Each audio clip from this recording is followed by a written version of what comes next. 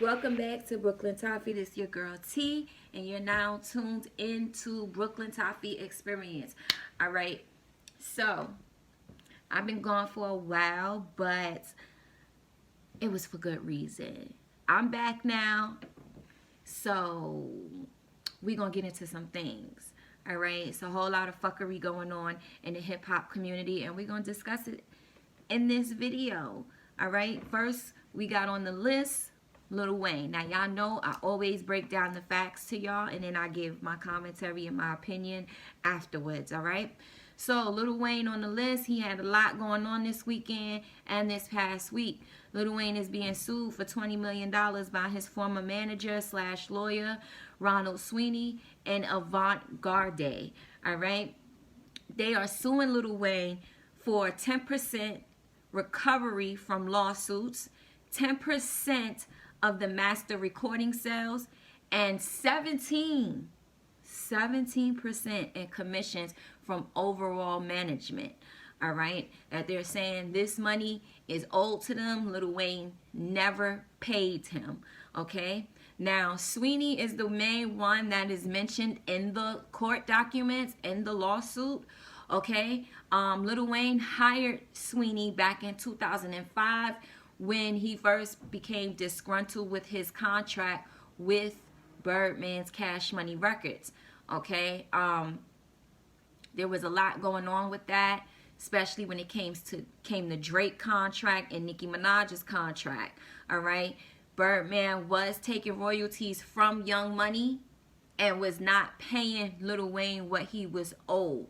Okay, so that's why that was a big thing. Okay, and it took a very long time because either side wanted to give in. All right, that did not get negotiated and settled until 2018, towards the end of 2018, when he released and dropped the Carter 5. All right, now this lawyer Ronald Sweeney is also stating that Lil Wayne never paid them. Like he's stating that he never got paid. Okay, he's also stating that Lil Wayne also put him up to fire Cortez. Now, if y'all know who Cortez is, Cortez was Lil Wayne's original manager for a very long time, a number of years. Cortez Bryant was Lil Wayne's manager. Okay, so Sweeney is saying in these court documents that Lil Wayne put him up to fire Cortez, okay, because he did not want to do it. All right, now Sweeney also had a lawsuit against Cortez and Mac Main. Now he's saying in these court documents, which I will link below so you can take a look at them, he is saying in these court documents that he also had to sue Cortez and Mac Main for defamation of character. Now, Sweeney is saying that there was some sort of conspiracy going on between Cortez and Mac Main to come between Sweeney and Lil Wayne. They did not like him, and he states in the court documents that they defamed him. Okay, so that lawsuit was kept very hush, and they did end up settling and coming to an agreement in that lawsuit. Okay, so now everything is being brought back up because of this lawsuit. All right, now as I mentioned earlier, Lil Wayne sold his masters as well this past year in June. He sold his masters to Universal Group for $100 million. Yes, sold his whole music catalog. Okay, then on Friday, Lil Wayne pled guilty to a gun charge, felony gun charge, might I add.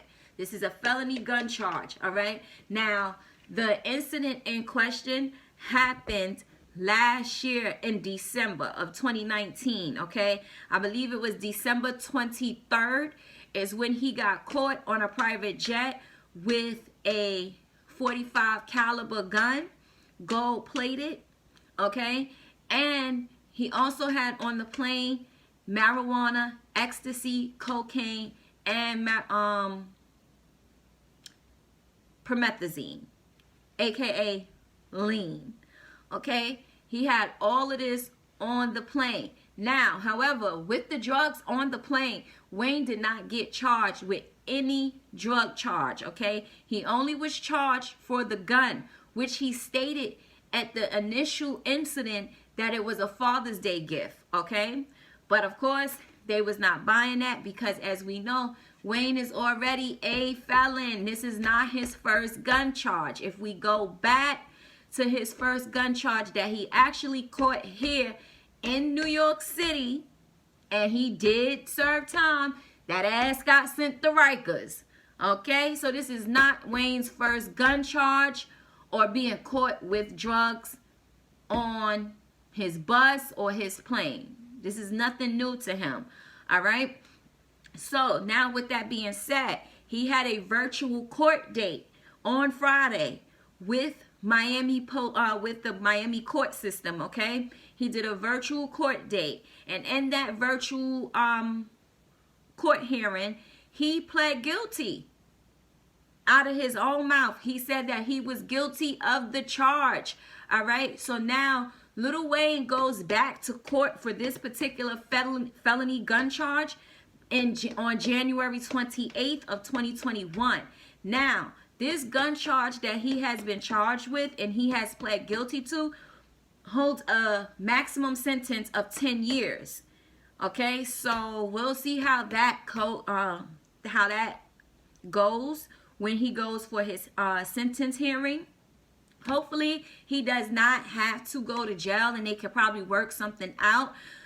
But if he do, it is what it is. You know what I mean? You already knew you was a felon and you had it on a plane. Whether it was your entourage gun or whoever gun it was, whoever drugs it was, you already know you yourself is a celebrity. So anything that get found on that plane, they're automatically going to say that it is yours.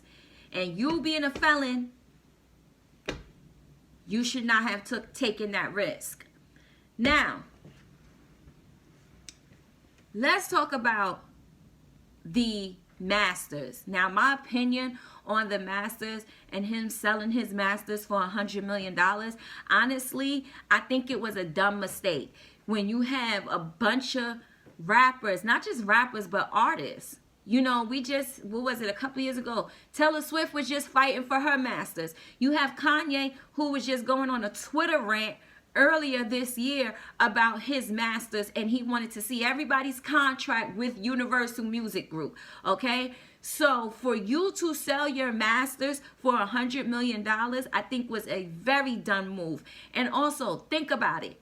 If they were willing to pay $100 million for your masters, think how much it really was worth. And how this is something that doesn't depreciate. This is something that appreciates with time. This is legacy. This is something that you create generational wealth with. This is why so many artists in the music industry fight to get what? Their masters. Okay? And he just sold his for $100 million. Now, I can only speculate. I do not know. I am not in this man's personal life. Okay? I just report what the hell is going on with him. All right? So, in my case, in my opinion, I feel like maybe Wayne is a little hard up for money right now. You know, it's a lot of artists that are hurting, especially in music. You know what I mean? We all know, especially hip-hop artists, their bread and butter is touring. Right now with Rona running around these parts, okay, and her little sister, they ain't making no money, all right? They can't do no shows. They can't do none of that. You know what I mean? Stadiums are not opening. So they can't command all this money like they were commanding before because there's no show. There's no concerts being had.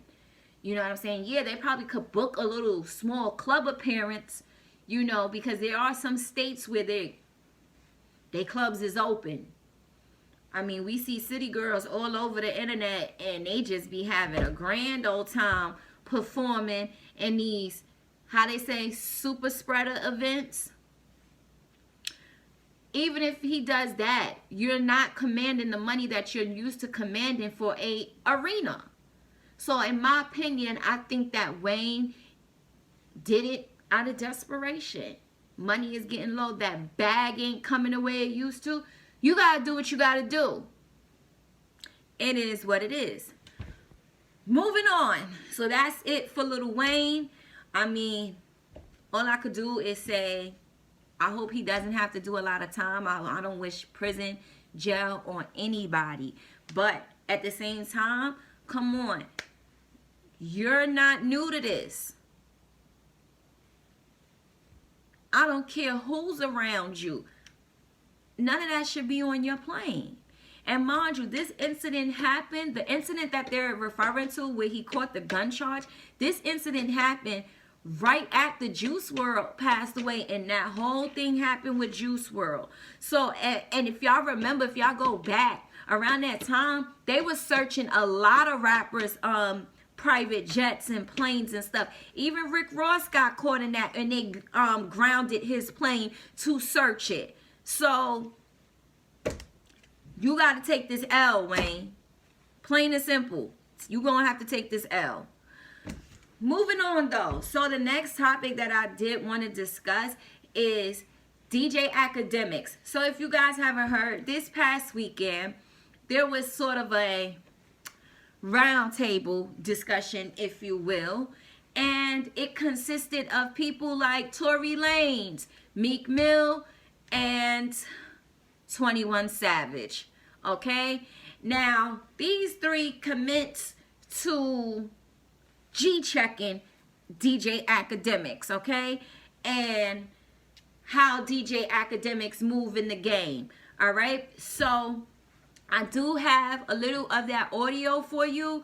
I'm not going to play the whole thing, but I do want you to get the gist of it. Those of you that are not familiar with what happened this weekend and what took place. All right, so I'm going to play that for you. Just give me a second here so you can see the fuckery that went on during this conversation.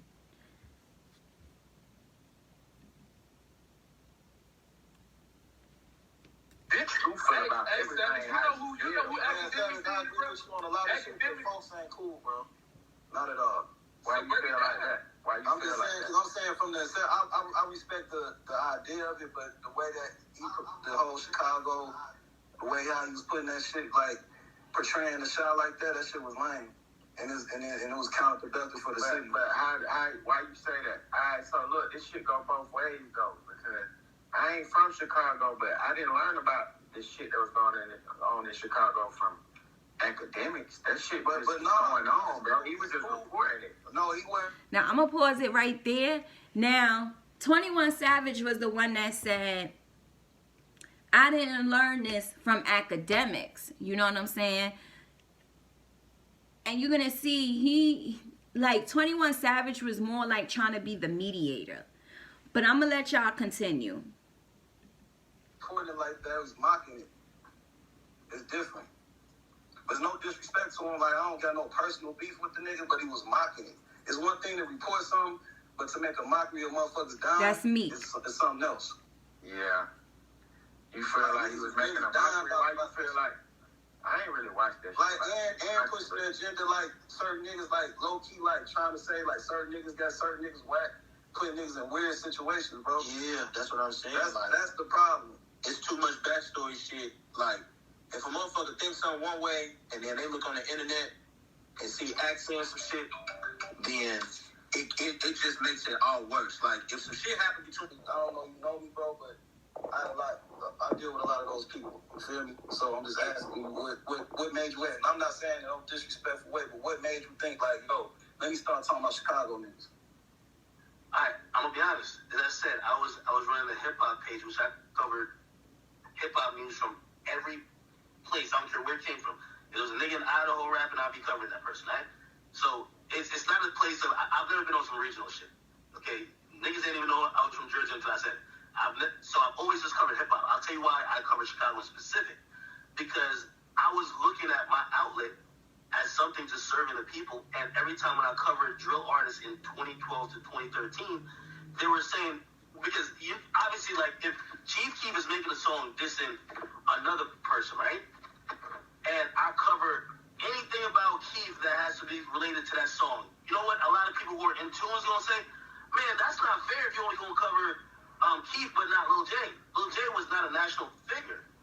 So I got a lot of those comments, and honestly, when I said, yo, listen, I'm gonna create a channel that I'll be fair on there, and I'll cover Lil J and Chief Keef, but Lil J don't belong on my main hip hop page because he doesn't have a hit song, and that's where I started at. Honestly, I learned a lot about Chicago.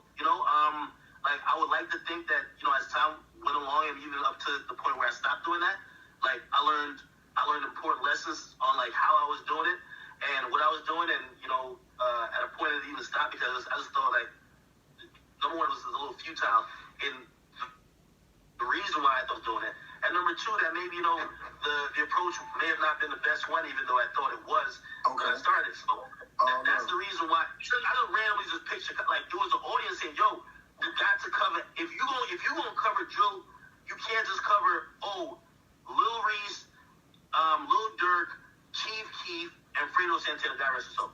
You got to cover everybody." And then once I started, it really went down a different rabbit hole where, like, Okay, so I'm going to stop it right there. I'm going to put the audio in the link below, and you guys can listen to that whole entire audio of the Clubhouse discussion. Is their app? It's like Zoom. It's called Clubhouse, and I guess like this is where all the celebrities be on. It's like a celebrity Zoom, if you will, where they had this little round table discussion at. Now, here's my thing. DJ Akademiks, do I condone what he was reporting on in that low vibrational shit that he was reporting on in Chicago? No, I don't necessarily agree with it. But, and this is just my opinion here, y'all may think differently, but I feel like Meek Mill, 21 Savage, and Tory Lanez is the wrong people to deliver that message, okay? Because if we look at it, you heard DJ Akademiks in just that small snippet. He stated, that's what the audience wanted me to do. I was covering drill artists at the time, and the audience, the people wanted him to cover it in its entirety. They wanted DJ Akademiks to cover the so-called hip-hop war in Chirac, okay? They wanted him to cover that. DJ Akademiks, at the end of the day, is a blogger. He built his platform from the ground up by himself, no different than anybody else on this channel, on this YouTube platform, okay? So, with that being said, it is the same way, in my opinion. Lovely T made a great point about this. Make sure y'all check her out. But she made a great point. She stated, at the end of the day, y'all rappers came into the game on some low vibrational shit. Y'all promote killing in the streets. Y'all promote drugs in the street. Y'all promote drug taking to these little kids, knowing that the youth is listening to you. Knowing. 21 Savage, were you not the same person that was on Instagram pouring lean on waffles and making it cool for little kids to think that shit was cool? Were you not that same person? Meek Mill, before you started all of this prison reform shit, were you not promoting gang violence and street violence? Was you not promoting that? Tory Lanez, same thing. Y'all promote this shit in y'all songs. Now, the way that DJ Akademiks went about it, no, it wasn't cool. And I'm going to get on DJ Akademiks where he messed up at, in my opinion. Okay? Now, I feel like this. Just how 21 Savage can change his tune, just how Meek Mill can change his tune, why can't DJ Akademiks? He stated in just that clip that I played, he stated, yo, was it the best way? No, it wasn't. But he learned from it. He said, I learned different mistakes going through that. But I guess he felt like, I'm just trying to give the people what they want. This is what they're asking me for. I'm a blogger. I'm trying to make bread. I'm trying to eat out here just like y'all. But there is a thing, all money ain't good money. You understand what I'm saying? Another thing, and then I'm going to get on DJ Akademiks. Another thing, 21 Savage, Meek Mill, Tory Lanez, and all the rest of y'all rappers that promote that low vibrational bullshit. Y'all not going to come at Vlad that way. How come y'all don't come at Vlad that way? Y'all don't come at Vlad TV that way. And then anybody that say, oh, yes, Vlad, they've been coming at Vlad. They just started coming at Vlad. And it wasn't these three. It was Lord Jamar. For y'all youngins, look it up. Look him up. Lord Jamar and Godfrey was the one that tried to put Vlad on blast. They the ones that, after Lord Jamar sat his ass up on Vlad TV for all of 7 years. Where the hell they do that at? Now you mad? You mad because everybody bag done slowed up because of COVID-19? And y'all know that Vlad's still getting a bag. DJ Akademiks is still getting a bag off this blogging shit. So y'all mad? Nah. All I'm saying is let's keep that same energy across the board. Because if you're going to come at DJ Akademiks, then come at Vlad. If you're going to come at TJ Akademiks, come at Adam 22. No jumper. Come at him. He promote a lot of low vibrational bullshit. Come on, he just had a whole segment on his channel with what's that little thotty body? Selena Powell. Gave her and her thotty ass friends a whole segment on his channel. Out in different rappers. She's sitting there out in Snoop and a whole list of other rappers. Offset. Like these girls is literally, but y'all not saying nothing about that low vibrational shit. But y'all coming at DJ Akademiks. DJ Akademiks, you're good. You're good. Because they wouldn't have sunned me like that. You're not going to, and then if y'all care to listen to it, I'm not going to give it all away, but there's a certain part of the discussion where Meek Mill kept saying, like he started getting cocky. And even 21 Savage had to check Meek in a way. Because Meek Mill kept saying, oh, I don't even really care because of your little platform. I got more followers than your whole platform. I got more followers than your whole platform, your little platform. You know, like just trying to like downplay DJ Akademiks. And if I was DJ Akademiks and he said some shit like that to me, I would have said, well, clearly I ain't too goddamn small because you and your goddamn feelings about it. You and your bag. Got your boxes all in a bunch. So clearly I'm not that little, because if I was just a little blogger, why you pressed? Why y'all so pressed? If he just a little ass blogger and you got so much followers. Now, with that being said, now I'm going to come at DJ Akademiks. Now, I don't really care for DJ Akademiks and a lot of things he do. I respect his grind. I respect his hustle in the game. In the blogging world, I respect it and how he came up. Totally get it. Here's where I differ with DJ Akademiks, okay? DJ Akademiks, you do have to admit, you talk a lot of hot shit, man. Like you talk a lot of hot shit. And, you know, you are in the way you present yourself, your stuff, and the way you have presented yourself a couple of times, you know, and then you report on these things, you act tough for a minute, but then when these rappers come at you, then it's, oh, I'm not about that life.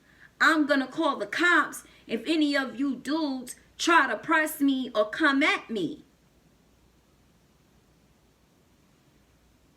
No, you can't have it. You can't have your cake and eat it too, so to speak. You understand what I'm saying? Like, you can't be that person that is promoting that and naming certain things, and you're naming certain killers and you're putting them on blast, and you're saying, oh, well, this one is over here, and didn't this one get caught with this? Oh, the cops don't know about that yet. Like, DJ Akademiks was doing shit like that on his platform. Okay? DJ Akademiks was naming names that didn't even need to be named. But then you say, wait a minute, I'm just a blogger. I'm not about that life. You can't do that. You cannot do that. Either you're going to be all the way with it, or you're not. Don't step into that lane if that's not your goddamn lane. Don't swerve in it. Don't do none of that shit. Stay in your lane. And that's where I differ from DJ Akademiks, and where I could see at the same time why they have an issue, and why a lot of rappers do have an issue with DJ Akademiks, because you got caught up in a lot of shit, especially with that whole 6ix9ine thing. Now that I can't, DJ Akademiks, I can't, nah, I can't even condone that. What you did during that whole 6ix9ine trial and that whole 6ix9ine case, bro, you was out of line. All the way out of line for that. All the way out of line. And then even when 6ix9ine came home, you still promoted that. You still promoted that snitching culture. I don't understand. Y'all can't be about, say y'all about that life, but then when shit get hot, then it's, oh, no, wait, I was just playing. I wasn't about that life. Sorry. It doesn't work that way. He did almost the same thing as 6ix9ine. He may have not has gone as far as 6ix9ine, but that snitching, no. You can't play in the streets and play in the field, but then say, hey, I don't do this. You can't do that. You know, it's the same thing with 6ix9ine. You can't run around here putting hits on niggas on video and talking about you got a 30-pack on somebody's head, and you sitting up here doing shootouts and shit, and you know. But then now, when the shit hits the fan, it's, oh, I wasn't really gangster. I really wasn't a gangster. I was just pretending. That was my persona. Hey, I'm just a rapper. Then you should have stayed in just a rapper's lane. Of course, we have rappers that ain't never bust a gun, ain't never sold a pack in a day in their life. But they ain't out here putting hits on people. They ain't out here doing all kinds of fuck shit. Illegal fuck shit that could get them hemmed up by the law. It's one thing to pretend on wax. It's another thing to bring that to the streets.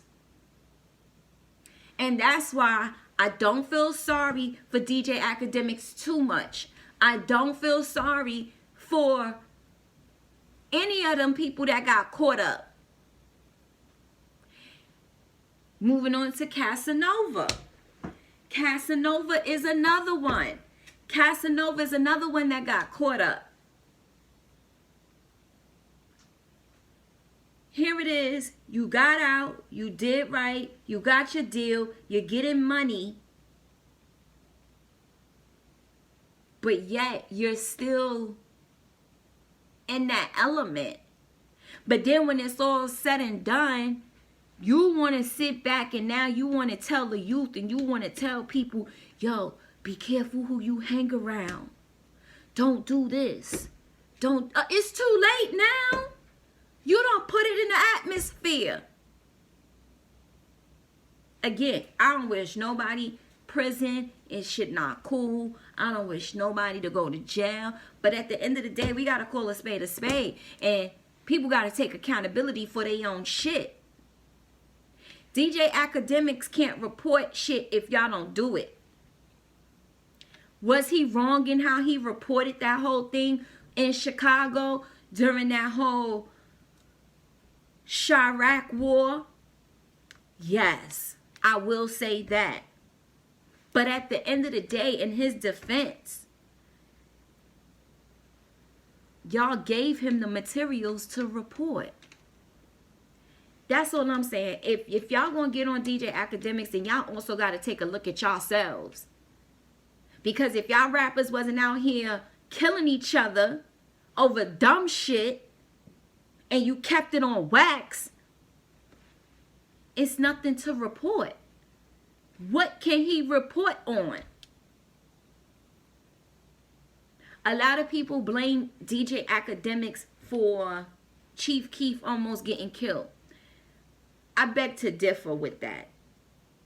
Because DJ Akademiks did not tell Tekashi 6ix9ine to put a hit on Chief Keef. He did not tell Tekashi 6ix9ine and his people to shoot at Chief Keef in Manhattan in broad daylight where other civilians could have got hurt. Akademiks didn't do that. He didn't do that. He didn't tell 6ix9ine to go on camera and go on live and put a hit out on another rapper where millions of people can see. He didn't force him to do that. He didn't force a lot of those Chicago rappers to kill each other. He didn't put the gun in their hand. He reported on it, but he didn't make them do that. He wouldn't have had nothing to report if they didn't do the shit. So let's place the blame where it needs to be blamed, where blame needs to be placed. And everybody is accountable in the fuck shit. They all accountable in the fuck shit. Alright? We just gonna leave it at that. You know what I'm saying? Akademiks, he did his part. Yes, he did. Tekashi 6ix9ine played the role. Chief Keef played the role. All of them played a role. All Ak did is just, he reported it. Now, maybe he shouldn't have said some shit, but all he did was report it. Like, come on, y'all. Like, if we're going to really keep it a stack, then let's keep it a stack. You know what I mean? But I would love to hear what y'all think. Leave your comment, whether you disagree with me, whether you want to curse me out, whether, I don't care. Leave a comment. Let me know what you think about this whole situation. As I stated before, I will put the rest of the recording, a link to the rest of the recording in the below this video, right above the comments. You'll see the link in the description box, all right? I'll also leave the link to all of the documents on Lil Wayne and his case and what's going on with that and his deal with his masters. His $100 million deal that he made in selling his masters, along with the lawsuit. Okay, I'll link all that below so y'all can see it for yourself. I don't report fabrications over here and no lies. All right, we only sticking to facts, and that's that shit we can prove. All right, so yeah, that's that. Y'all tell me what y'all think. I'll catch y'all on the flip side on the next video. And with that being said, y'all can see all my social media handles at the bottom of this video. Make sure y'all follow me on Instagram and Facebook. That's where I'm most active. If you can't find me here on YouTube, you can most definitely find me on Instagram and Facebook. Facebook, Brooklyn Toffee Speaks. Instagram, Brooklyn Toffee Experience. All right, make sure y'all go follow both of those pages, because like I said, that's where I'm most active at. That's where I will post stories that I may not actually record on. All right, so if you want to stay up to date, go to those 2 pages right there. All right, other than that, y'all take care of yourself, be safe, and I'm out.